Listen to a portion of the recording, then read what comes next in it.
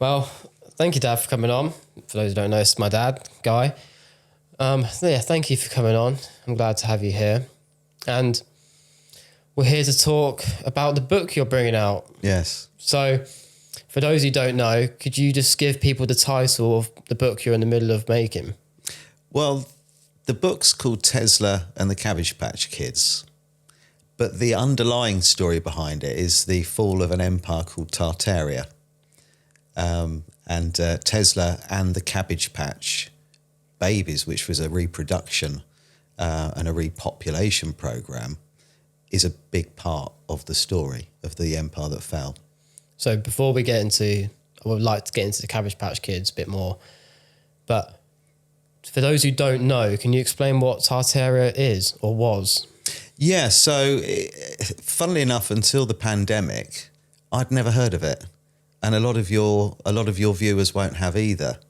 During the pandemic, I started following, right at the very start of lockdown, I started following Max Egan, an Australian podcaster. And he introduced me to Tartaria, which was an empire that started off as Great Tartary, which was really covering most of the Northern Hemisphere, but originated from Asia and Russia. And perhaps one of the most famous Tartarians would be Genghis Khan. It goes back to biblical times, Gog and Magog. One was the beginning of the Celts, and the other was the Tartars, which also are known as the Turks, the Aztecs. In Africa and Northern America, they're known as the Moors. And not just a civilization, but also a way of life. So their empire was also known as the Empire of Free Energy. They used Egyptian technology to harness energy from the ether, which relies on the magnetic or geomagnetic pull between the North and South Pole. And Tesla also investigated this and produced the Tesla coil as a direct result. So energy gained through the ether. So the Tartarian Empire was really a way of life and a movement. And the problem with it and the reason that it needed to be destroyed was because their sole purpose was frequency and vibration and living in balance and harmony with the planet itself and the geomagnetic force within the planet. And architecture and technology was all driven using the same philosophy. So lost civilization now, as we know, because not many people have heard about it. No. Why do you think, you always hear these stories and like known to become true now, like especially with lost city of Atlantis, that could have been done by, they say, natural disasters like Younger Dryas period, but more so the Library of Alexandria, all that lost knowledge and lost history of us, the species. They say there was enough knowledge in there to fill, it's a library for those who don't really know, they had enough knowledge in there for half of Europe to be contained in. That's how big and powerful it was. So we know stuff gets destroyed and lost, but why do you think in this case all the information has been destroyed or lost? Why do you think that's happened? Well, there are, as you know, 13 bloodline families, and they go right back to the beginning of time. And as Amun-Ra said, he was going to leave everything to the Ra childs. And we all can probably gather from that who the Ra childs now are and what family they are. So it's greed, control and power. If you've got an entire planet operating on free energy and living in balance and harmony, the correct vibration, they go into centers of healing. And even in Germany, they had the Tiergarten, which was a place that you could take your pets, and they would be subjected to a certain frequency of 423 hertz while they were there, which would balance their internal organs. And that's incidentally where church organs come from. And the reason they're called organs is because they worked with your internal organs. Now, there is no money for these particular families in people being well and healthy. Yeah. As we know, they live in a very low vibration, whereas the planet lives in a high vibration. And if we are operating in the right frequency and therefore a higher vibration, then we'll be positive and we'll be healthy. But where is the possibility of making money, and a lot of money, where you have a civilization that has access to free energy. If you imagine every building, every major building, including houses and mansions, all have their own Tesla coil fitted on the roof. And there's remnants of this if you look at the copper domes on a lot of buildings like St. Paul's Cathedral, for example. These were harnessing and storing energy from the ether. Now that energy could then run an entire city. There's then the Industrial Revolution and the beginning of petroleum and coal-fired power stations, and a lot of money involved in that. So by removing the Tartarian civilization from history and resetting the planet and starting again, you can then introduce methods of control and greed and access to energy, providing you pay. And then, of course, with a lower vibration and people perhaps living sometimes in a feeling of despair, you can introduce pharmaceuticals to that too. And also, by keeping people in a lower vibration, they never really understand the true power that they have and what they're really here for and what they're capable of. So it's an element of control and an awful lot of greed. And by wiping them off the face of the earth, you're able to reset and start again. And the people that are repopulated across the planet will never know what they were capable of, what they're truly capable of, and what went before them. So it's a reset that appears to happen every 250 years. And I believe that that's marked by obelisks or needles, like Cleopatra's Needle, for example. And wherever you see one, it's a sign that the population was depopulated and then repopulated with a new history book, often a new language, and a whole new narrative. Whilst he may not touch on Tartaria in particular, but it's like Graham Hancock says, we are a species with amnesia. We don't even know our own history, our own past. It seems to always get deleted or lost, destroyed, one or the other. But we really don't know where we came from or the technology we really had back then. Like, look at the pyramids. We couldn't even build anything like that now. No matter how hard we try, even with the tools and equipment we have, we can never do it. But just for time wise, I want to get on to the next point, which is part of your book, Tesla.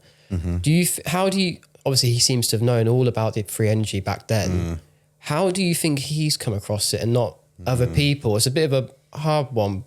Did he have, like, from being a higher consciousness, did he have access to it through that? Or do you reckon he's just been able to find it through his own work and just realised, okay, because obviously he's got the quote, to understand the universe, you must think of it in frequency, energy and vibration. Yeah. So he knew something was there. He knew what we were talking about back then, Tartaria times. He knew the work. But how do you think he found it? How do you think he come across it from what you found?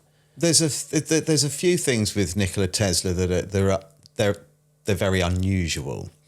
They say that he would often have visions, and these would be quite overwhelming, where he could see things working, ideas and inventions that had never been seen before. He would almost black out, and he would have a vision, and that vision would almost give him a detailed diagram of how to actually create what it was he needed. And he said that he got that from his mother. She shared the same experiences. And for those who don't know much about Tesla, his mother actually invented two small household appliances. This was something that appears to be in the blood. But I think, and this is just my personal feeling, that Nikola Tesla was reverse engineering. I think somewhere along the line, he had found the Tartarian energy harnessing equipment, and he was reverse engineering it to try and get it working again. And for example, the Tesla coil. Now, we all know that worked. It ran the Chicago World Fair and illuminated an entire city. So we know that the Tesla coil worked, but there is evidence that that was around a lot longer than we're led to believe, and certainly predates Tesla. And if you look at Tesla and his work and then look at Elon Musk is obviously very interested in the same area. And I think ultimately, long term, those cars could be manufactured to work using the same technology. So where Nikola Tesla got the information from and how he woke up one day and decided, let's use the ether, I don't know. I also am unsure whether or not you can wake up one morning and decide to invent something that could change the course of history.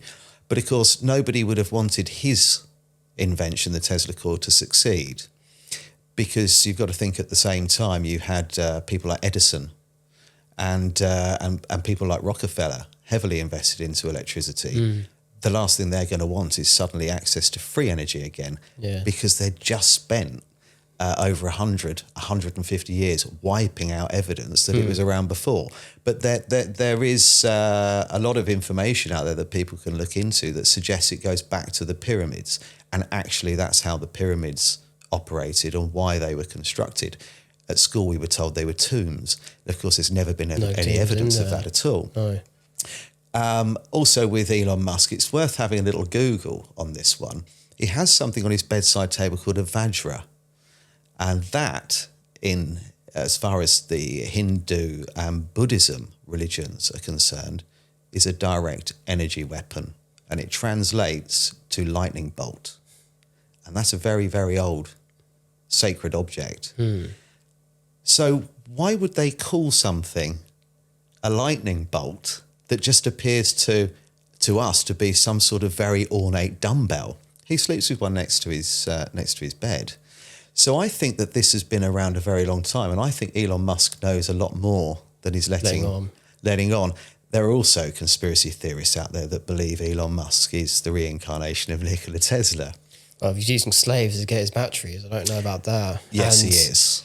With his cars, the way they're going, if he just all of a sudden decides, you know what, I don't like what you're saying on X, Twitter, I'm going to make sure you can only go 10 miles a day just to and from work. Yeah. So, and he works with Bill Gates, and we all know he's a bit of a corrupt guy. So he's a bit of a dodgy one. I wanted to move on just quickly, because obviously the name of your book again, title, Cabbage Patch Kids. For those who don't know, can you give a little bit of a description of what the Cabbage Patch or who the Cabbage Patch Kids are? Yeah. So in the early 1900s, a series of postcards came out in Germany. They then became quite popular in France and then spread across Europe and into America. And following that, there was one of the first filmmakers in the world, Alice Guy. She's a French filmmaker, actress and producer. And she actually made the first narrated film. And this was The Cabbage Patch Fairy. And what it showed was a wealthy couple going to a cabbage patch farm and buying a child. And the babies were lying in amongst the cabbages, all for sale. And these postcards came out that actually showed you children and babies in amongst cabbage patches for sale. So it was a repopulation program. They'd wiped out the Tartarian civilization. They needed children. And I believe that they were cloning.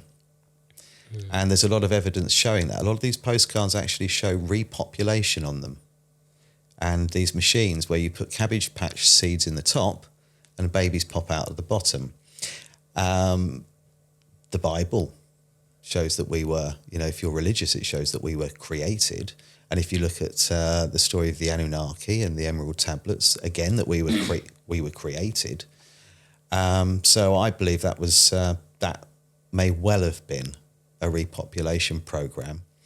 And incidentally, in Russia, in Tomsk, there's a very old maternity hospital with a cabbage sculpture outside with a baby sat in the middle of it. And they say that little boys come from cabbages and little girls come from roses. And that story goes back to very, very old folklore. Slavic folklore. So that's the whole Cabbage Patch story. But really what brought that to light were the postcards and the first narrated film ever made.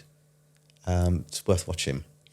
And following that, you then had the orphan trains, where children were distributed throughout America and a lot of countries, in the Northern Hemisphere at least, as well as Australia and Canada, and also Russia. Lots of children were moved from one country to another to start again, because they didn't have enough people to actually have an infrastructure.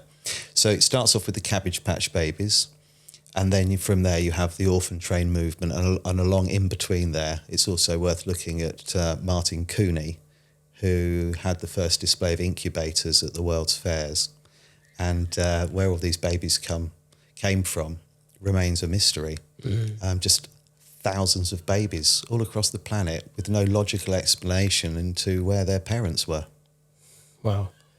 It's a lot of heavy stuff to take in as well. But I don't want to go too much more into it because I don't want to notice your book's not come out yet. So, no, not yet. But so I'll leave it there for now. So that's just an insight for those who now watch this and like, wow, that's really interesting. I need to get into this. When are you planning on releasing the book?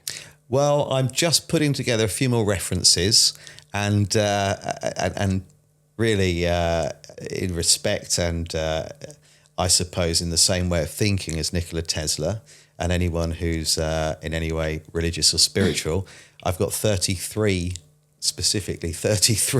pages of images that are very hard to find to just finish putting together. And it's a little bit of editing, and then it's off to the publishers. So I'm hoping certainly within a month or so, and a good following wind, it'll be out there and available. Lovely stuff. I'll leave it there for now, and we'll get you back on once it's out there. But thank you. Thank you for coming on, Dad. I really appreciate it. Thank you for having me, Sam.